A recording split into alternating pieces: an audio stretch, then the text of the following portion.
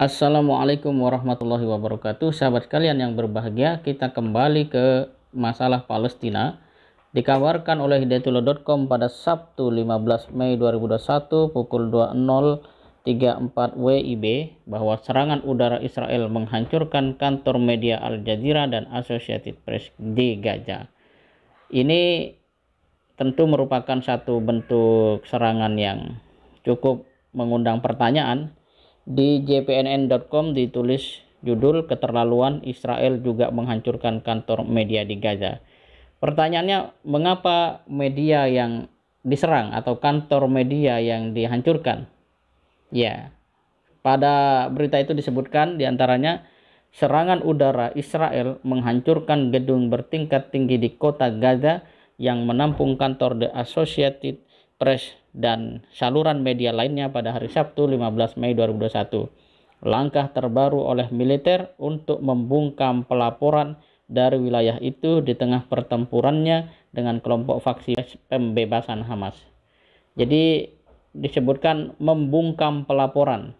Nah, dengan demikian kita bisa melihat bahwa Israel secara nurani dan tentu saja kesadaran itu mengetahui betul bahwa apa yang dilakukan oleh dirinya, oleh Israel itu sendiri, merupakan satu hal yang sudah pasti tidak baik, tidak benar, dan melanggar konstitusi internasional, mungkin begitu ya istilahnya, atau hukum internasional, kaitan termasuk di dalamnya soal perang.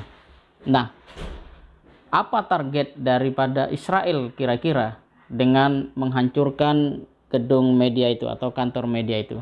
Pertama, selain untuk membungkam, yang kedua untuk menghentikan arus informasi dan juga aspirasi masyarakat dunia yang cenderung mendukung Palestina atau rakyat Palestina.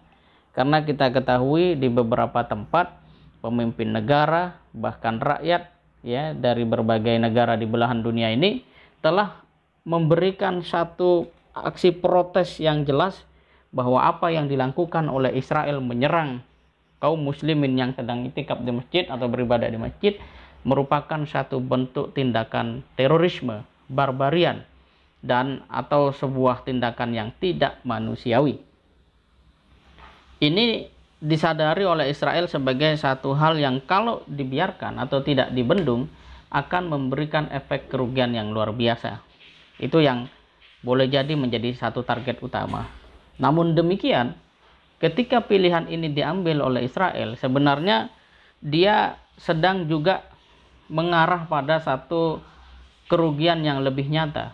Karena apa yang dilakukan dengan menghancurkan gedung media atau kantor media, ini semakin menunjukkan bahwa Israel sangat ketakutan, dalam tanda kutip begitu, dengan arus informasi yang beredar begitu cepat dan masif di seluruh dunia tentang apa yang terjadi di Israel.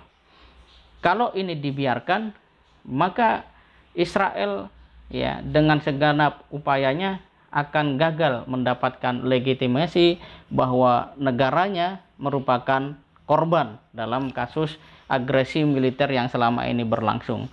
Dan dengan adanya aksi ini, kemudian pemberitaan dibungkam, Israel ingin tetap menjadikan dunia memahami dan mengakui bahwa Israel adalah korban, dan dalam hal ini Hamas tetap teroris dan seterusnya. Walaupun dunia sudah terlanjur melihat sebenarnya aksi-aksi yang disebut teroris itu lebih tepat dinisbatkan kepada siapa, dan kita sudah sama-sama mengerti soal itu.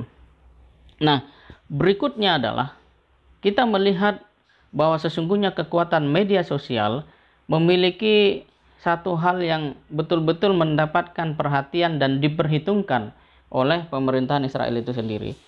Media sosial tentu saja akan mengambil salah satu referensinya melalui media pemberitaan. Jika media pemberitaan ini di stop atau dihambat, tentu saja bahasan di media sosial juga akan mengalami penurunan atau pengurangan intensitas, mungkin seperti itu. Walaupun boleh jadi sekalipun dalam konteks normalnya ketika kantor media dihancurkan, berita itu akan terhambat, sangat mungkin kreativitas masyarakat yang hari ini sangat sulit untuk dibendung akan menemukan pola dan caranya tersendiri, sehingga apa yang menjadi target dari Israel menghancurkan kantor berita itu menjadi tidak efektif atau bahkan di luar dugaan dan tidak sesuai dengan yang ditargetkan. Ini sangat mungkin mengingat kreativitas hari ini menjadi sangat luar biasa, bahkan mungkin dunia juga cukup terkejut ketika Hamas bisa mengimbangi serangan Israel dengan meluncurkan roket dengan begitu masif. Nah, yang terakhir, sahabat kalian yang berbahagia, agresi yang dilakukan Israel kepada Palestina ini menunjukkan bahwa sesungguhnya mereka betul-betul sadar Israel akan bertemu dengan satu kesulitan yang luar biasa. Ibarat kata kalau di Indonesia sering disampaikan, ini adalah tindakan blunder yang dilakukan oleh Israel itu sendiri. Pertama, dia menyerang orang beribadah. Kedua, itu dilakukan pada bulan Ramadan. Dan ketiga, orang yang berada di masjid.